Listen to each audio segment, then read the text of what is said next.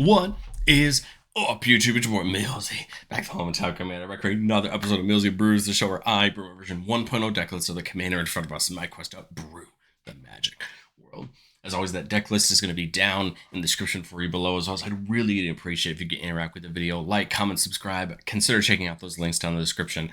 I'd really appreciate it. But today, we are finally on the channel taking a look at Muldrotha, the Gravetide, because she got her nice reprint in Foundations, including this brilliant new Japan Showcase frame. So I thought it was time to finally cross Muldrotha off my list and talk about her. A 6-mana Sultai commander, 6/6 says during each of your turns you can play a land and cast a permanent spell of each permanent type from your graveyard. I think this is a really interesting idea for commander, right? Kind of turning your graveyard into a second hand, allowing you to play things out of your graveyard.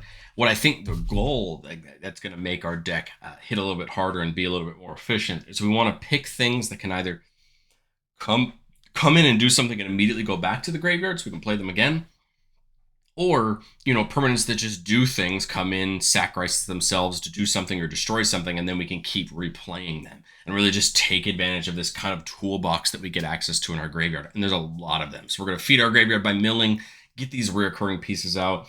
And then at the worst case, we're going to care about cards that just care about our graveyard, right? We're trying to feed it. We're trying to use things out of it. Why not have pieces that care about what's already in our graveyard so we can do different things? We'll kind of explain what I mean by that as we go, but let's hop into it.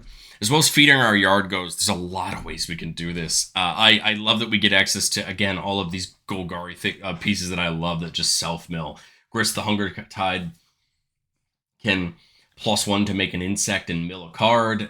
This gives it the ability to make tokens and mill at the same time. The -2 can sack a creature to destroy a creature or planeswalker. I think this works out really well with Muldrotha because you could sack a creature and then replay it back out of your graveyard. It has a really fun enters the battlefield ability or something like that. So I like that. Grist, the other Grist, the one that flips over, says whenever it or another creature enters from your graveyard, or it was cast from your graveyard, you can pay a green and flip it over. This is really easy because remember that Muldrotha can play Grist back out of your graveyard. So that means that you can, even just by casting it back out of your graveyard, flip it over.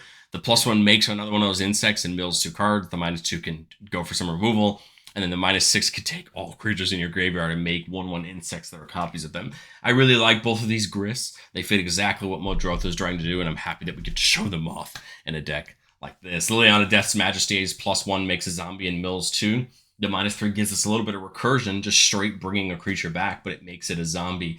I like this because if some key things get destroyed, we can bring them back that way. And then -7's a little board wipe if we need to do that. Overlord of the Baelmerk from Duskmourn feels great. Every time it enters or attacks, we mill 4 and bring a non-avatar creature or planeswalker back to our hand.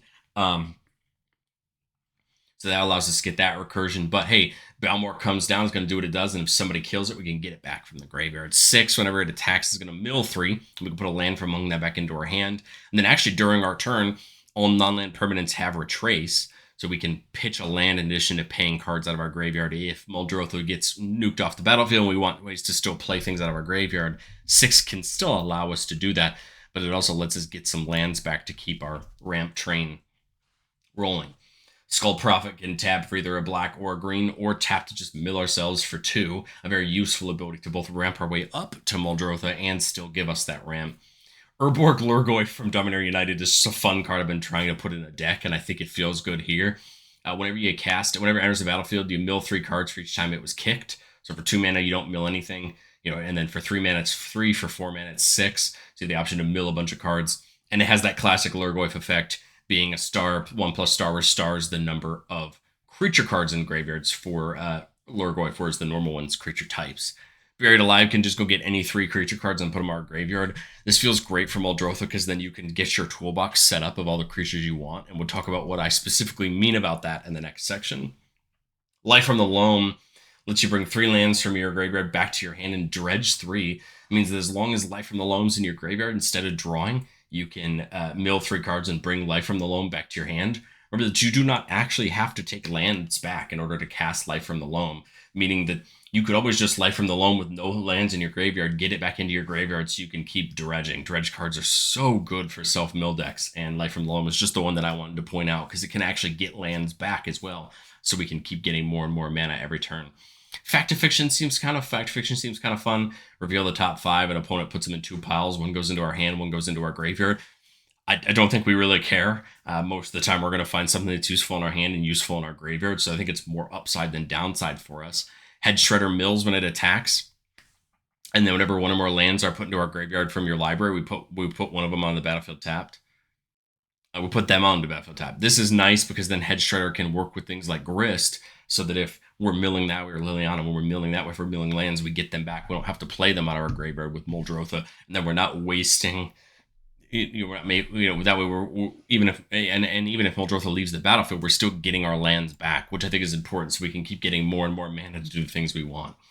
A Perpetual Timepiece can tap to mill 2, and then if somebody starts to threaten our graveyard, we can actually get rid of Perpetual Timepiece to shuffle any number of cards from our graveyard back into our library. That may seem odd, right? Because Muldrotha wants our graveyard to be full. But I think if it comes down between losing our graveyard and shuffling it all back into our library, I think the answer is shuffling it all back into our library, and it's good to have that options.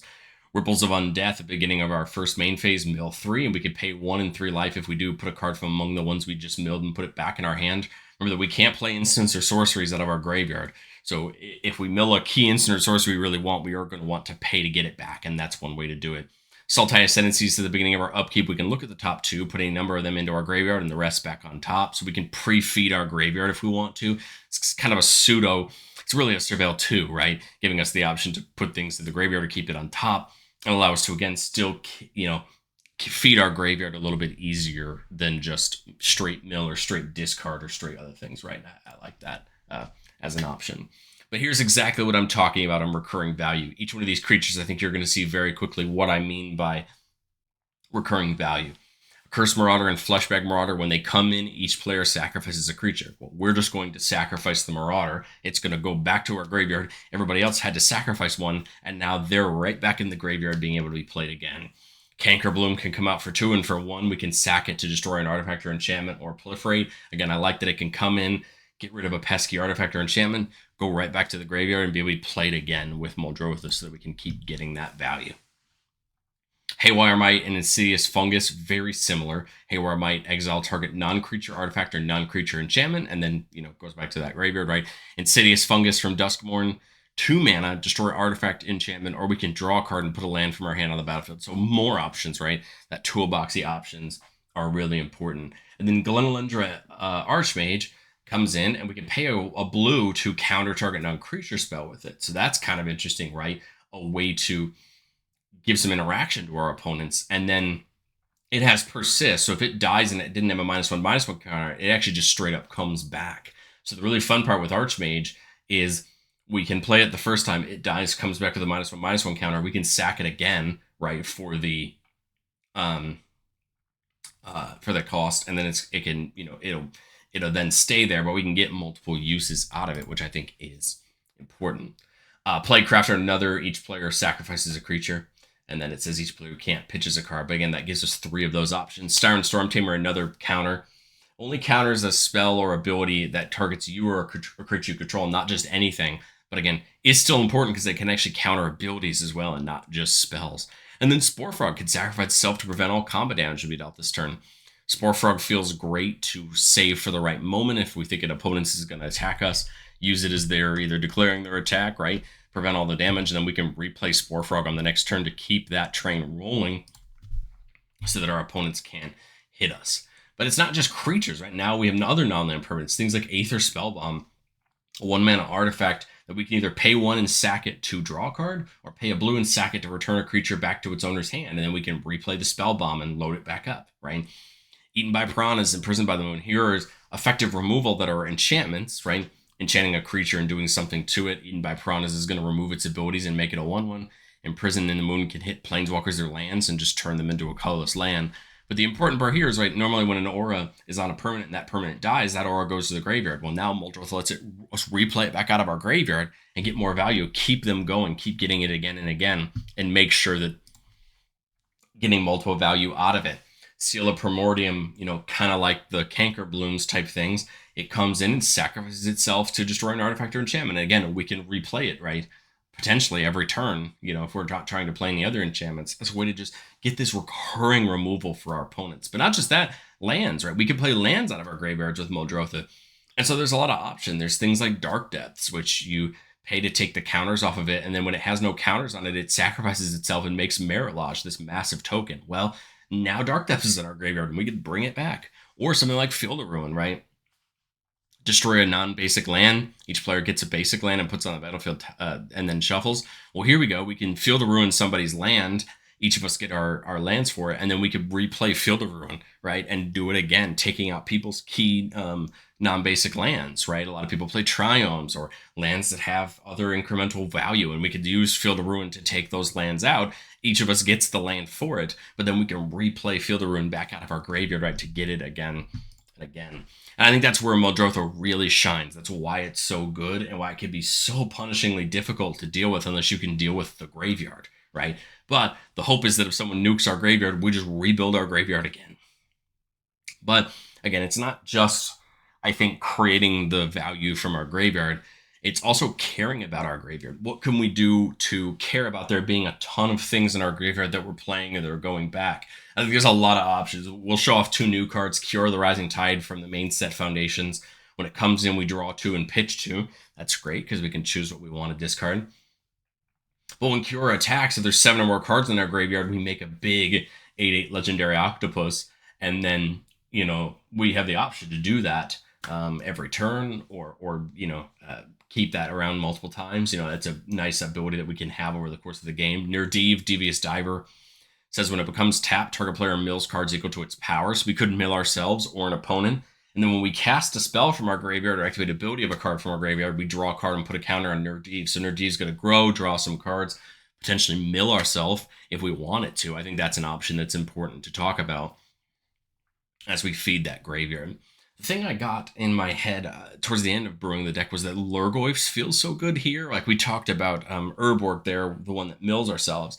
But other than that, they just feel good, right? You have something like Polygoyf, 3-mana Lurgoyf with Trample and Myriad that does the classic Lurgoyf 1 for every card types among permanents in all graveyards. It has Myriad, so it can attack all of our opponents, right? The regular one attacks somebody, and you get the Myriad copies attacking others. But here you go, right? The more in our graveyard, the bigger Polygoyf becomes. River Kelpie says whenever it or another permanent enters the battlefield from a graveyard, we draw a card. So here's a way to draw off the things we're trying to do. And then whenever a player casts a spell from a graveyard, draw a card. So there you go. Could potentially get us some value either way, whether we're reanimating something back or we're playing something from a graveyard. We're going to draw either way. Sidisi Brood Tyrant, whenever it enters or attacks, we mill 3. Whenever one or more creature cards are put in our graveyard from our library, make a zombies. Here we can make some zombies alongside this game plan where we're doing Sir Comrade, another classic graveyard mill card. Whenever a creature dies, a creature is put into the graveyard from anywhere, or a creature leaves our graveyard, it deals 1 damage to each opponent. So that's kind of nice because if we're doing these recurring creatures out of our graveyard, people are losing life when it hits the battlefield and when it goes back. So each of those Marauders are dealing 1 when it comes out and then 1 when it goes back, and that's really helpful. Then when all those opponents' creatures die from them, dealing 1/2, and you can start to see where Conrad can really help with those things that we want to do. White of the Reliquary gets a +1/+1 for each creature card in our graveyard, and we get sack a creature to search for a land. So there's a way to potentially ramp ourselves a little bit and then use Muldrotha to play those creatures back out if we want to. And then we can, right, obviously we have spells that care about our graveyard in Squirming Emergence and Terrortide. The Emergence can return a permanent in our graveyard with mana value less than or equal to the number of permanent cards in our graveyard back to the battlefield. Can't hit lands, but I mean, it can hit a lot of things and bring a lot of great things back. And then, let's say somebody wipes our board and rebuilds. We can use something like Terrortide to give all creatures -X/-X till end of turn, where X is the number of permanents in our graveyard. That's going to be a massive board wipe. That's going to hit a lot of things, right? Mid to late game, if nobody's dealt with our graveyard, this could be a big -X/-X hurt for our opponents that they're probably not going to be able to deal with. Polluted Cistern over there from the right from Dustmore. Whenever 1 or more cards are put into our graveyard from our library, each opponent loses 1 life for each card types among those cards. That's great, right? As we're milling ourselves, we could be hurting our opponents. Then the other side, mills 3 and brings a creature back from our graveyard to the battlefield. This is a just reanimation options themselves are a way to potentially get a creature back in multiple times from our graveyard, right, with Muldrotha's ability. But a card that I like for a lot of these graveyard decks is Matt Zalantli from Ixalan. So we tap it to draw and discard, again, a way to feed our graveyard if we want to. And we could pay 4 and tap it to transform it, but only if there are 4 more permanent types among cards in our graveyards, or our graveyard. And then it flips over into a land that adds X mana of any color, X is the number of permanents in our graveyard, which is something we should be able to maintain to be pretty high. So the core should just really start tapping for a ton of mana to help us do the things that we want to do each turn. Secret to the Dead drawing us a card whenever we cast a spell from our graveyard. Tarmogoyf Finesse can start making those Tarmogoyf tokens. Remember, it's a star, 1+ star, where star is the number of types in all graveyards. So that's kind of nice because you can start building a creature army, right? Caring about all these things we have in our graveyard. And then Walk-in Closet and Forbidden Cellar. The closet lets us play lands from our graveyard, just a way to get more, lands back out of our graveyard. And then Forgotten Cellar will allow us to do things from our graveyard this turn. If Muldrotha ever dies and we need that access for a turn to do some things, we can do that with Cellar. But I've said it before on the show, and I'll say it again. No deck's ever complete. This is my version 1.0 shot at Muldrotha, and I know there's a lot of nuance maybe I've forgotten, or there's some consistency things that can get better, and that's where we get better in testing. The 3 cards that I put out are ways that I think we could take the deck to be even more efficient, and I think it presents our kind of trio of doors options. On the right, you've Seal of Doom, another enchantment that can sacrifice to make something happen, and we can keep getting back out of our graveyard. We could find more of these effects, go even more into them. The middle one is a classic graveyard commander in the Gitrog monster. Whenever a land hits the battlefield or hits the graveyard from anywhere, you draw a card and you have to sack a land to keep it out, and you can play additional land each turn.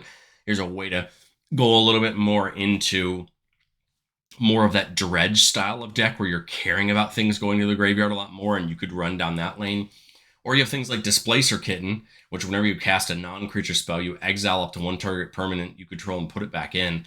This is a way to blink Muldrotha to play the same thing from your graveyard over and over again, as long as it's a non-creature, right? Because Muldrotha lets you do 1 of each in each turn. Well, if you blink Muldrotha's back, and it's a whole new permanent, so it hasn't been tracking what you've been doing, and you get to kind of do that over and over again, and I think that's important. I think Displacer Kitten is probably worth it in the deck, whether you want more of that or not. The only reason I just didn't put it in there was just simply the cost. I was trying to keep this as a relatively inexpensive deck on a budget. So much of the great cards of this archetype are not cheap.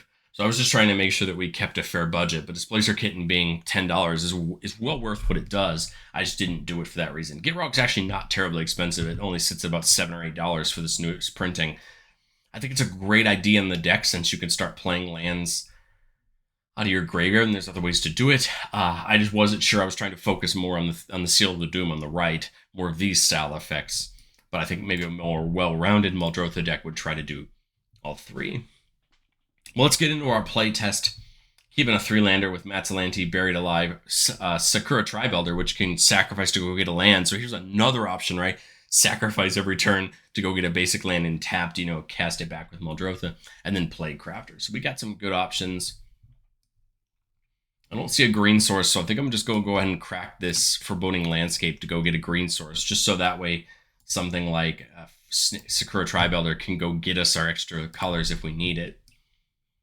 Turn 2, we'll play the Ghost Quarter that can destroy target land, and its controller gets to search for a land. We don't, but again, could take out a key land if we need it. And we'll just put down Sakura Tribelder. We have a black source here, so I think we want to probably go get a island out of this, and then remember we can start replaying Steve out of the graveyard, right, on future turns. Turn 3 here, we'll put the Barrenmoor in tapped, and then play Matzalanti, right? And now we can start drawing and discarding, and I think that's something I'm happy to do. Tap it to draw. Ooh, Overlord's great. I think I'll pitch Plaguecrafter. That's kind of where we want it to be anyway. We'll do a quick count. 1, just two permanent types. We're 2 off getting Matzalanti to flip, so it's something that's worth tracking. We are just 1 mana off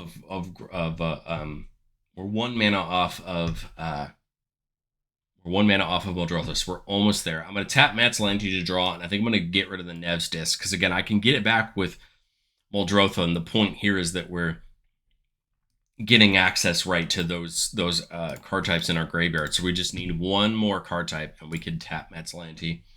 I'm kind of thinking about just impending Overlord of the Balmurk here. So it comes in with 5 impending counters on it. So it's not a creature until they all come off. It says when it enters, mill 4 and return a non-avatar creature or planeswalker from among them back to your hand. So the 4 things we milled were the Lurgoyf, Liliana, Sultai Ascendancy, and Polygoyf. So we did see both a creature and a planeswalker. I like Liliana because it can actually just straight up reanimate things as well. I guess, what are we thinking about? Next turn, we're probably...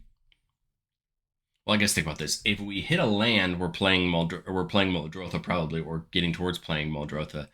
If we don't hit a land, then we're trying to just put more permanents down. So I guess the question becomes, what do we do with that? I guess the other thing we could do is flip Matzalanti over, right? Because on the backside, it taps for X mana of any one color, where X is the number of permanents in our graveyard, right? Right now, after we pick what we want, it'll be 1, 2, 3, 4, 5, 6, 7. It'll be 7, meaning so next turn, even if we don't hit a land, we could flip Matzalanti over and just get a bunch of mana right of the same color. Let's say if we wanted to do something like black, we'd be able to play something like Liliana and Grist on the same turn, which I think is what I think. If I don't hit another land, I think even if I do hit another land, I think that's what I want to do. Continuing to prep our graveyard so that when Muldrotha comes down, we get access to good things. So we'll remove that counter at end step. We had 2 mana left, but we'll just make it think like maybe we got something in our hand. People don't need to know that we don't, and do it from that. We could always do something like Ghost Quarter, if we wanted to, but I think we're okay for the moment. Turn 5, we did get the Swamp, but I don't know. I've kind of convinced myself I'd kind of rather still flip Matzalanti this turn. Play something like Liliana. Tick it up to make a zombie and mill 2. This could actually potentially, right, get us more permanents in our graveyard, right? Pay the 4 to flip Matzalanti over. Go like 1, 2, 3, 4 to flip it over. Now we can tap for, right, 9 mana, right? Because we don't have any spells in our graveyard. So Matzalanti's tapping for 9. We've got a green and a black up. If I go black, I could get like Grist, 6, and Buried Alive at the same time. Do a bunch of value that way. But I think I want to do Grist for sure, and I want to do 6 for sure. We'll tick Grist up to make that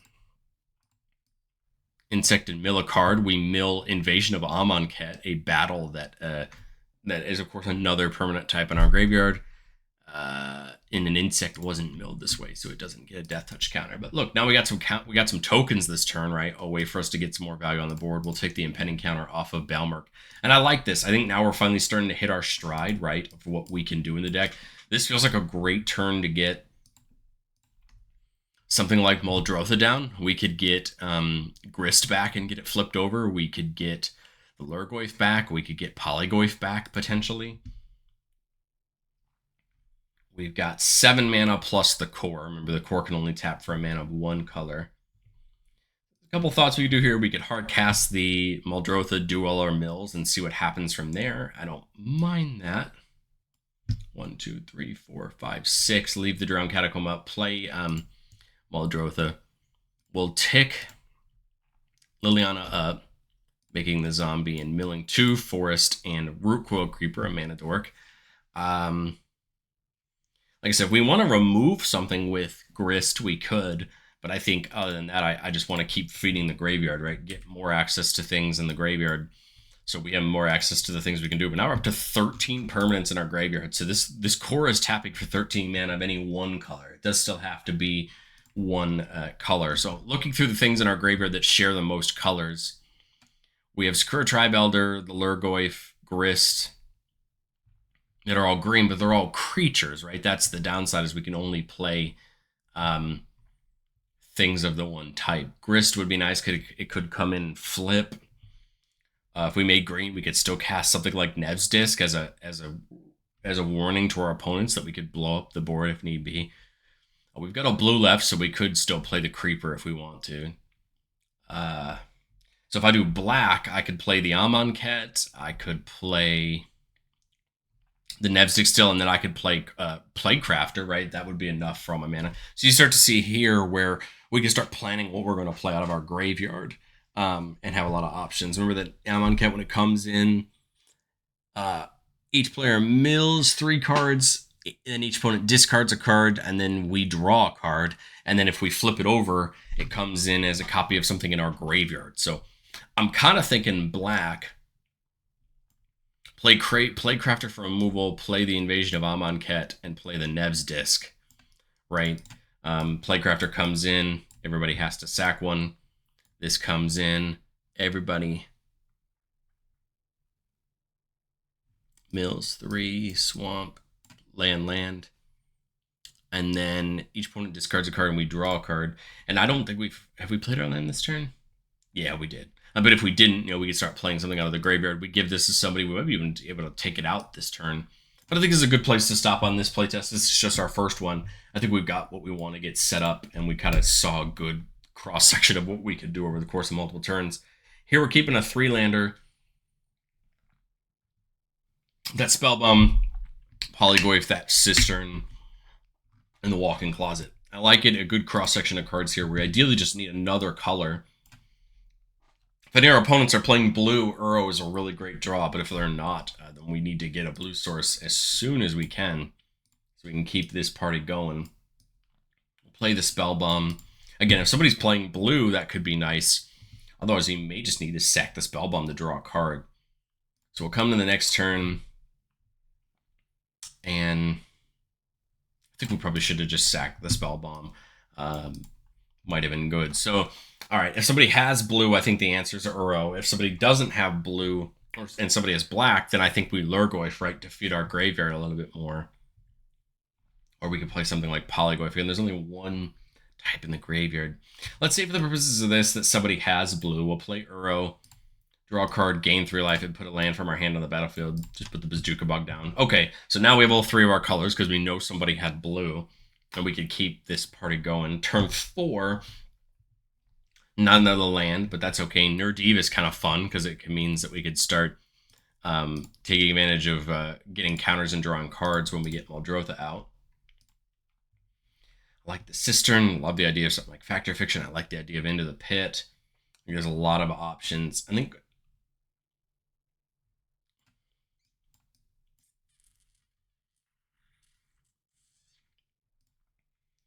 Lurgoyf is my thought here, because we could have actually played something like the Walk-in Closet to play lands of our graveyard. So we could actually kick it both ways to mill 6. Arcade Signet, Insidious Roots, Matzalanti, Pine Piece, Liliana, and White of Reliquary. So absolutely no lands in the top 6. Wow, glad we milled, because otherwise we'd be sitting here, right, waiting for a bit. But the thing is, now we've got a ton of permanents in our graveyard for eventually when Muldrotha comes out, or to start using for other effects. Going to turn 5, of course, no lands. I feel like we want to mill some more. My only worry about doing something like Fact or Fiction is we could Fact or Fiction and someone could not give us the land, right? I'm kind of thinking just Polygoyf plus Grist. Just get some stuff down on board. As soon as we go to get something else back into our graveyard with Grist, we could flip it over. But I think that's not bad. Polygoyf is equal to the number of card types among cards in all graveyards, which is at least 4 for us. Lurgoyf is at least 1, 2 for us. Could be more than that if other people have creatures in their graveyards. Take some attacks when need be. Again, the goal is just to keep getting some mana. Well, there's another piece of mana right there. And I'm trying to think of what it is we'd want to get back out of our graveyard if we played something like Into the Pit. So sorry, it's off the top. Nerdiv could start milling us. Maybe it's something like Cistern plus Nerdiv here, kind of get it started so we can start self-milling ourselves some more. That way when we mill, we're hurting our opponents. Attack with our Goyfs here. Keep Grist back for the moment since it is just a 1-2. All right, turn 7, we get the islands. That's great. Now we're up to 6. We could play Muldrotha, but I guess we don't particularly have any reason to do it this turn. Because even if we do, there's no way for us to get anything special back out of our graveyard because we have no lands in our graveyard. So I think we probably still do put Muldrotha down. Attack with Nerdiv. I want to mill myself, right? We milled 2 permanent types, so that's 2 damage to each of our opponents. And then I think this turn is just getting set up right now. Muldrotha is out, going to help us for next turn. We should be able to flip Grist over next turn. I think we're in a good spot. A little bit awkward, right, because of some of those lands that we missed. But I think that's just part of testing. What do we do in the turns where the games where we're low on mana? What does it look like for those first few turns, and how do we make it better? How do we better pick our opening hand and things like that? I think those are important things to learn from these. Not necessarily does my deck get Muldrotha out on turn 3 every game, but that on the turns where on the games where on these playtests where I'm not seeing the lands right away, is it because of just RNG? Is it because I don't have enough? Don't have enough ramp? There's all those options involved, which I think are good to look at. But let me know, what do you think of Muldrotha down in the comment section below, and I will catch you guys next time.